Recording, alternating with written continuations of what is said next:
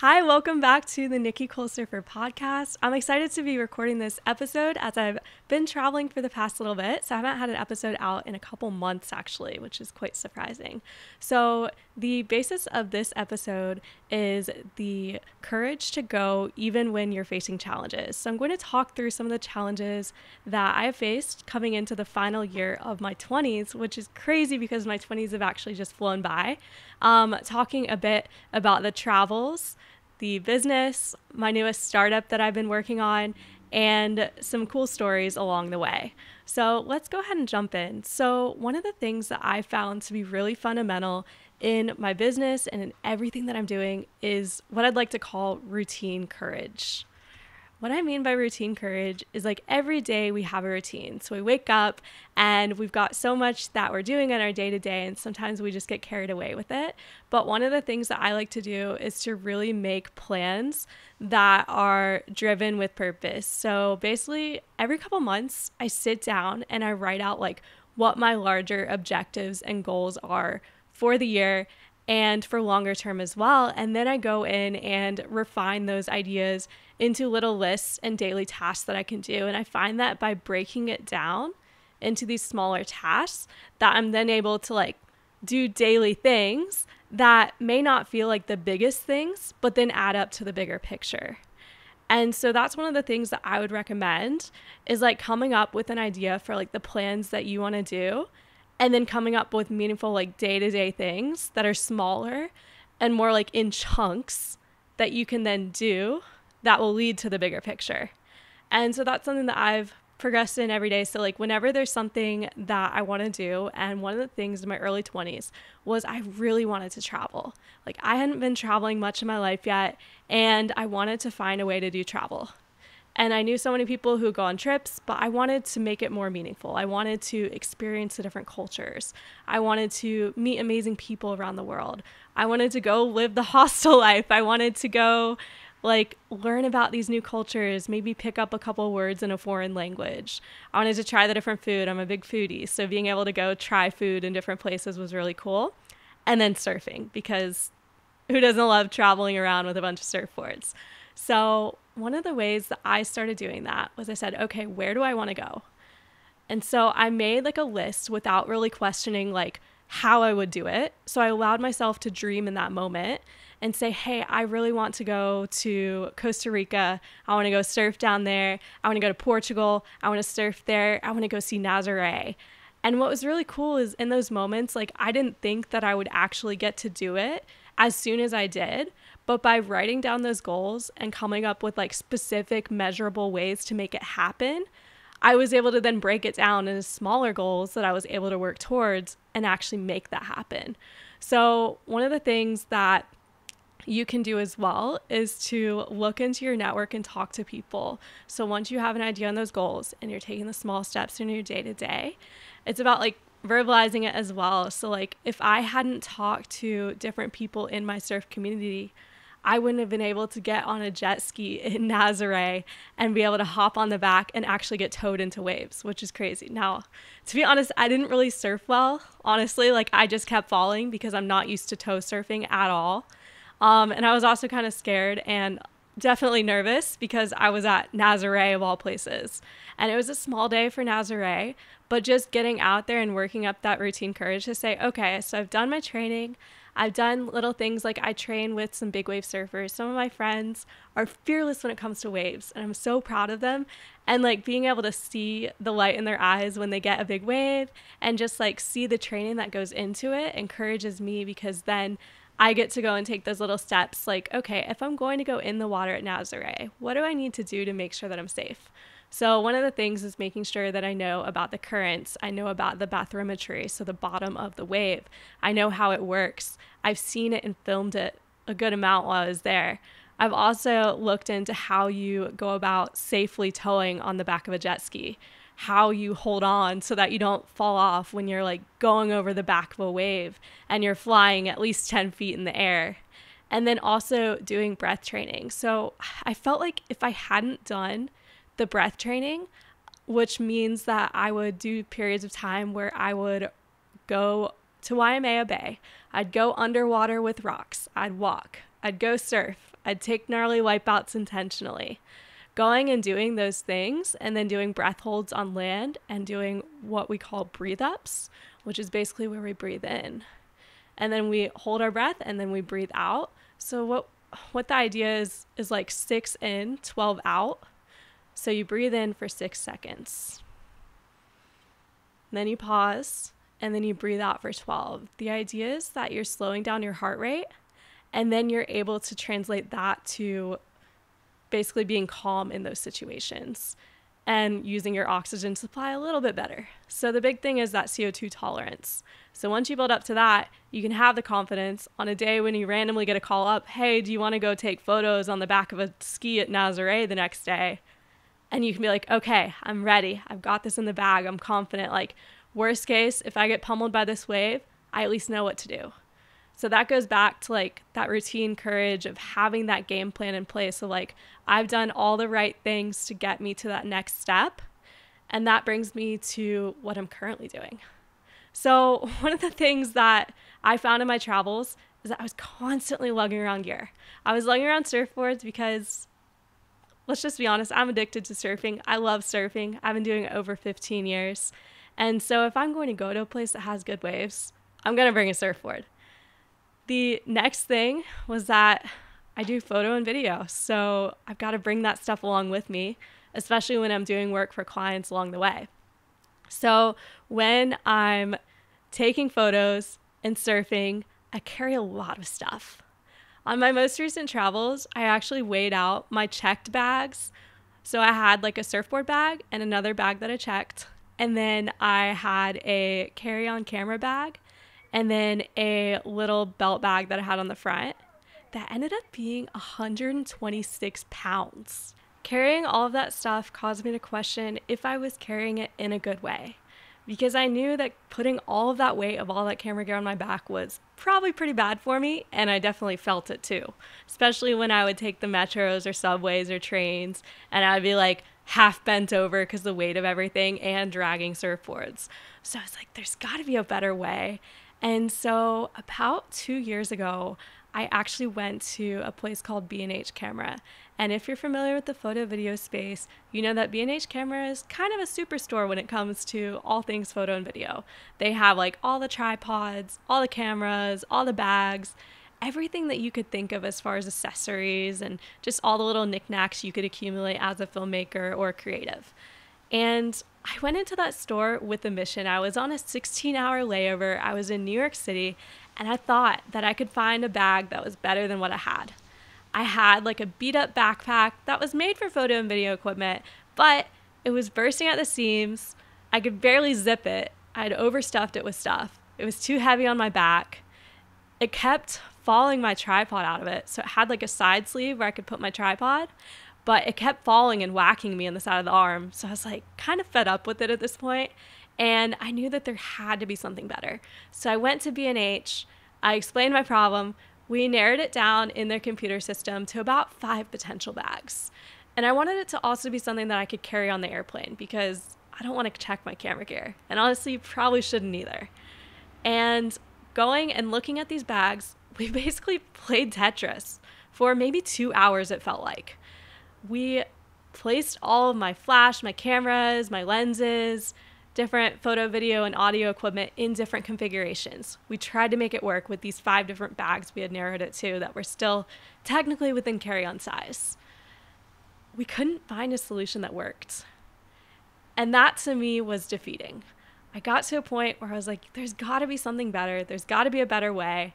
I had written out a list of the problems that I'd had. I had tried all these different configurations. And I said, you know what? What if I could make something? I don't know what I'm doing, but what if I could at least try?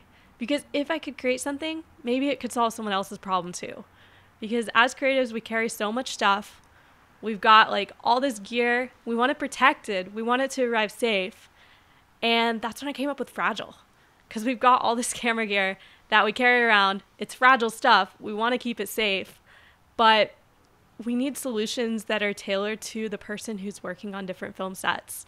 The producer who's carrying around the iPad, the DP who's basically got so much weight on their shoulders and they can't mess things up. It's one less thing to stress about. And so then I basically took a sketch pad and I started drawing out these ideas. And I started looking at my configuration, at friends' configurations, at other people while I was on film sets and productions. I started looking at what we're carrying, why we're carrying it, at what points we use it, and like the logistics and practicality of it. I started looking for ways that we could do stuff better. And then I started drawing those into ideas and designs and thinking of, if you're a Canon person, if you're a Sony person, if you're Nikon, if you're Fuji, whatever it is that you use, if you're Red, like what your sizing of your cameras are, what your sizing of your most frequently used lenses are, what your audio gear is, what different things weigh. And so I basically went into this research and design phase of like, okay, if you have this configuration, how's it going to Tetris into this bag that I want to create? And so I went with that with every camera that I can think of on the market. And I said, okay, how can I make sure that this solves all these problems that I was facing, not just for myself, but for other people in the industry? And then it also came to the point where I was thinking at a smaller level as well, smaller being a smaller bag.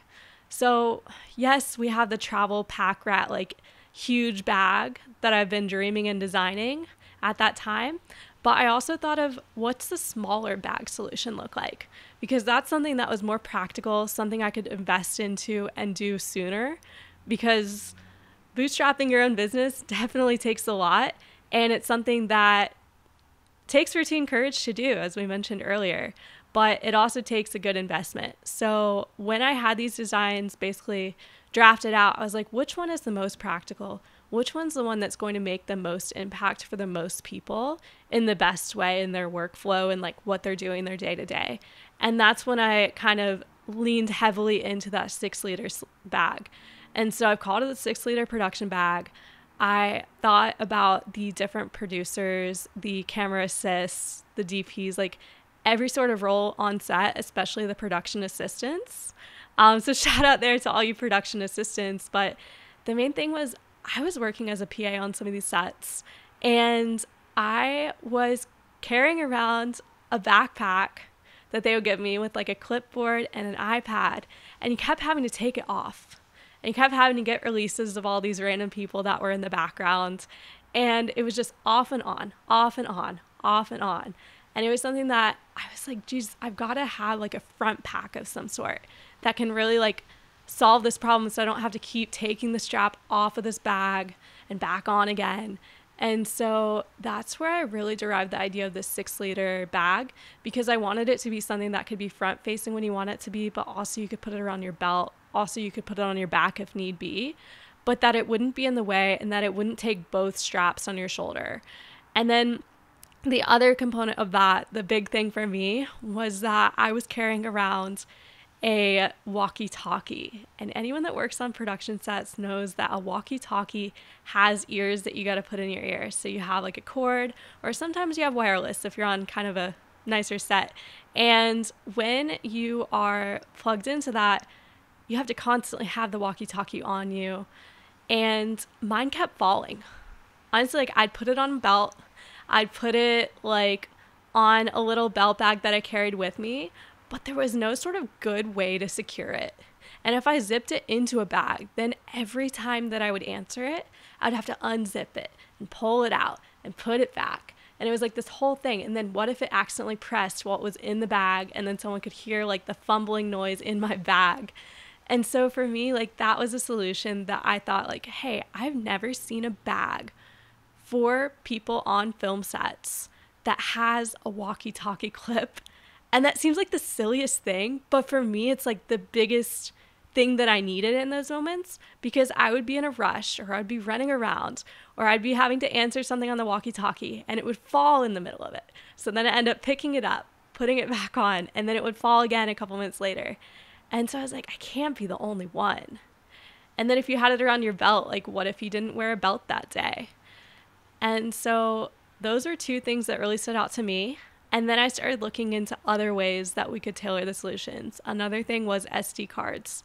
We had so many times where someone would fill an SD card and then it would be like, where would it go? And sometimes it would be put in like a little bag, and we would have this big fear that it would get lost. It would get tape on it, it would be marked, but then we'd be like, we need to make sure that it gets to the colorist safely, that it gets to the right time in the right place, like that we don't lose it. And so basically I put within the bag organization so that you could put a standard size SD card, you could put a row of them, but you could also have different compartments and components within it to be able to put those SD cards in a space where you know it's safe, and also for carry-on travel. Because I spent so much of my early 20s traveling, I was able to experience a lot of airlines. And some of those airlines were definitely budget airlines. And they had pretty strict regulations when it came to carry-ons. And me being a lithium ion enthusiast, let's just say at this point, I had too many batteries to risk accidentally putting them in a checked bag. And so I wanted a place where I could put them all together, as well as my portable charger, my phone, my ID, all that sort of stuff, but in an organized way. And so this bag also became the have-all bag for that as well, is that I could literally just like use it for all those uses that I had with travel, especially when I'm carrying camera gear, as well as everything in my day-to-day on set, while having it be cushioned so that when you're working over 12 hours a day, you can still know that you're not going to be irritated with it by the end of the day, that it actually has some cushioning and support, so that if you're carrying that iPad for releases or for your notes if you're a producer, and then at the end of the day, you're going to be like, okay, I have everything I need.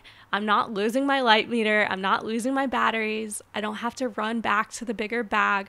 I have like my to-go bag of everything that I need right here in this moment, practically on set. And so that to me was the moment where I was like, okay, like no one's doing this. This is something that I've really found useful in my own life.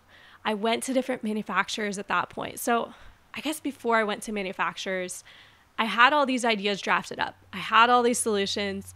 I had researched materials. I wanted something that was like military grade. I wanted it to be good quality. I wanted it to withstand humid environments. I basically went in and was like, what is my dream bag? And to me, the 6-liter bag was the dream bag for what I was doing in the day-to-day. And so then I had everything sketched out, but I'm by no means a designer. So I did all the research I could, and then I subcontracted out a designer to make the bag into a tech pack. And a tech pack is essentially what you bring to a manufacturer. And then I researched online, because no one really tells you how to do this sort of stuff. I researched online how to get a manufacturer. And then I went through the process of like emailing and WhatsApp calling a bunch of manufacturers. And then I narrowed it down to like 3 or 4 that I thought could be pretty good once I had heard responses. And when I had been through this process, a mentor of mine told me that you'll just know when you have the right manufacturer. And I was sitting there like, but how will I know? And the thing for me that stood out was you want someone who is responsive. You want someone who is attentive to detail. Manufacturers that listen and make sure that you have everything up to spec and that it's really good quality. And you want it to be a decent lead time, because I could create the most amazing bag or product, whatever you want to call it, in the world. But if I can't get it to people, what's the use? Or if I can't like get it at a reasonable cost to the end consumer, then like it makes it unattainable. Because if I come out with a production bag that's like several $1,000s, is that really realistic for production assistants? I don't think so. And so I wanted to create something that kind of had that balance of like, I don't want it to be a fast fashion thing by any means. I want it to be quality. I want it to endure, test it through the elements, spent like 7 months dragging it around across travels in the humid environments in Indonesia. I basically went to Indo and did like a bunch of stuff in surfing, did some surf trade stuff there, and took a lot of surf photos. And in those environments, I wanted to make sure that it held up, because not only did I want it to work for production sets, but I want it to work for travel and just your everyday, and have it as your go-to bag, something that could really withstand the elements, because I didn't want it to be something that fell apart. My like fear would be that I would sell something to someone and then they would test it out and be like, oh, this sucks, or, oh, this isn't like the quality that I thought it was. So for me, like quality was like the number one thing. So looking into those materials, making sure it was the right materials.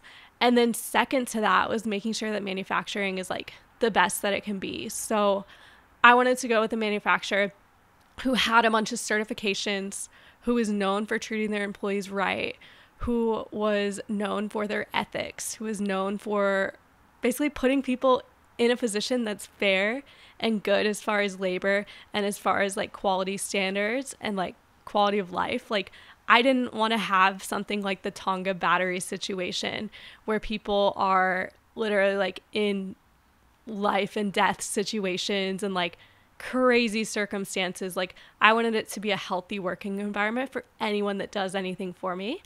And then second to that was that once I had my manufacturer, I wanted to make sure that the quality was good. So that's why I sampled. So I would say if you're looking into doing anything with manufacturing, it is definitely worth it to invest into samples.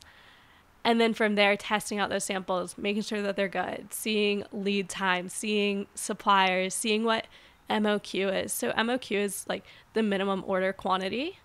And so seeing if it's like realistic for you. And in my case, the way I was able to like fund and bootstrap is that I've just basically poured my energy and efforts into the business full send because it's something that I believe in. It's something that I think can really have an impact in this industry. And so for me, like, I think that your 20s are a time to take risks. I think that you can take calculated risks. I don't think that like you should just like do things without any sort of cause or reason. I think there's a way you can go about following your dreams in a way where you think through it logically and you also go full send for it, if that makes sense. So for me, when I invested into FRGL, I didn't want to go the route of pitching it to a bunch of investors because I found that when you pitch to investors, they want you to have an exit strategy before you begin. And I think it's smart to think ahead. I think there's nothing necessarily wrong with that. But when it's something that's like your passion project and something that you actually want to do because you care about it, because at the end of the day, for me, it's more about like the bags and the solutions more so than the money. Like, I think that you have to like have a sustainable business, but I think sometimes people get so caught up in the money and like, oh, making money or something like that. And if it becomes that's your focus and that's your investors, then at the end of the day, you might end up sacrificing quality or the experience that your customer gets. And so my forefront is like the quality and the experience and the longevity of the product and be able to deliver that quality in a way that makes an impact. Because for me, if it sells to that one person who then uses that bag for the next 10 years, I'm stoked. Like, yeah, it may be like a slower customer in that sense, but I'd rather have it be something that's sustainable. I'd rather have it be something that makes an impact. I'd rather have it be like your go-to thing that holds up for you because I don't want it to be something that falls apart. And I don't want it to be an investor that just wants me to sell out, because the last thing I would want to be, honestly, is a sellout. I would hate for it to eventually get to the point where it would sell and then it would become something different. Like they would sacrifice the quality of the product, or they would go in and change the way that we do manufacturing so that they could save money or something like that. Because I'd rather pay people a little bit more and have it be something that's sustainable and something that I feel good about because I'm actually doing things the right way rather than cutting corners and make it the quick way. Based off of that, I was able to find a manufacturer that I'm pretty happy with and that I'm really excited about. And then the next step from there was putting down a purchase order and actually ordering the minimum quantity, which for me is 500 bags, which is a lot. For a lot of businesses, that's actually not that many, but you have to order a certain quantity in order for the materials and for things to be like worth it for that manufacturer. And so now in just a couple weeks, I'm going to have 500 bags arriving to my room, and I'm going to be storing them in my room of my house, which is kind of crazy. And I'm so excited for it. And then people can actually start to get their hands on these bags that I've spent so much time and energy and efforts like making. And to me, that's like one of the most exciting things. And I can't wait for it to happen. And I just want to see the way people interact with it. I want to see the way that people are impacted by it and just see it being used in the day to day in the same way that I've been able to for the past like 7 months. And with that being said, it all comes back to routinely having the courage to step out and do something, because I know so many people who have these big dreams and ideas and things that they want to accomplish in life, but so often we get sucked into like our day to day and we just tend to forget about those ideas, and we tend to forget about like, oh, this is actually a possibility, like I could go and do this. And I think, yeah, it's going to be challenging and it's not always going to be easy. There's going to be so many roadblocks along the way, but if you really want to make something work, you're going to find a way to make it happen. I think I found that again and again. And going back to that idea of travel is like, I went traveling and people were like, how do you afford to travel? And for me, like I broke it down into those simple, meaningful little steps. And I had like little savings goals, and I researched like, how much will this cost? And like, what will I do for food? I'll go to the grocery stores. I'll make it cheaper. Like, I'll just like budget in certain ways in order to make it so that I can go and travel and do these things. And then the other thing too was looking at logistically, like how I would go about transport, how I would go about airfare, how I would go about like the hostels that I stay in. Like, am I going to stay in the cheapest one possible, or am I going to stay in one that's a little bit safer? Because especially as a solo female traveling, sometimes you have to make those decisions, and you want to make the one that's best for you in the long term, as well as the one that's budget friendly. So sometimes you do have to have that awareness and compromise to make those dreams happen.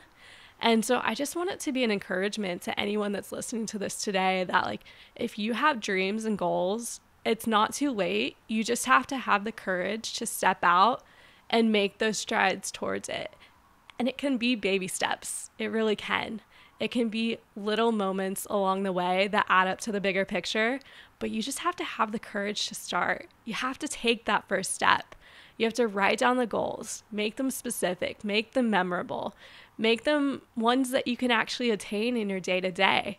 Make it so that if you are doing sales or you're reaching out and you're trying to get your first clients, that you're doing it in a specific and measurable way, so that you're making an Excel sheet of like the things that you're reaching out to, or you're making a list of what you need to do and actually checking it off and doing it. Because sometimes I feel like we can make lists and those lists can seem so endless, or we can check off things on a list, but then they're not actually adding value or impact to the business.